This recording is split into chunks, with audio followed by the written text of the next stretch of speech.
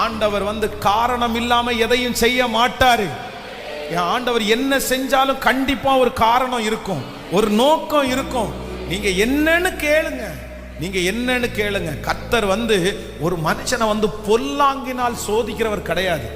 அவர் என்ன பண்ணினாலும் ஒரு நியாயம் இருக்கும், ஒரு நியாயம் இருக்கு. எங்களுக்கு தெரியாது, ஜோம் பண்றவங்களுக்கு தெரியாது. ஏன்னா நீங்க எல்லாத்தையும் சொல்ல மாட்டீங்க, எல்லாத்தையும் மற்றவங்களுக்கு சொல்லவும் முடியாது. உங்களை ஆண்டவர் இந்த பாதையில நடத்துறதுக்கு நீங்க எந்த இடத்துல தவறுனீங்கன்னு உங்களுக்கு நல்லா தெரியும். ஆண்டவர் சும்மா ஒரு மனுஷனை சோதிக்க மாட்டாரு. திரும்ப திரும்ப சொல்றேன், கர்த்தர் உங்களை இப்படிப்பட்ட ஒரு சோதனையான பாதையில நடத்துறாருன்னா ஒண்ணு உங்களை உயர்த்துறதுக்கு, இல்லைன்னா உங்களை உருவாக்குறதற்கு, இல்லைன்னா உங்களை கற்றுக் கொடுப்பதற்கு. இந்த இல்லாம கர்த்தர் ஒருத்தரையும் சோதிக்கவே மாட்டாரு.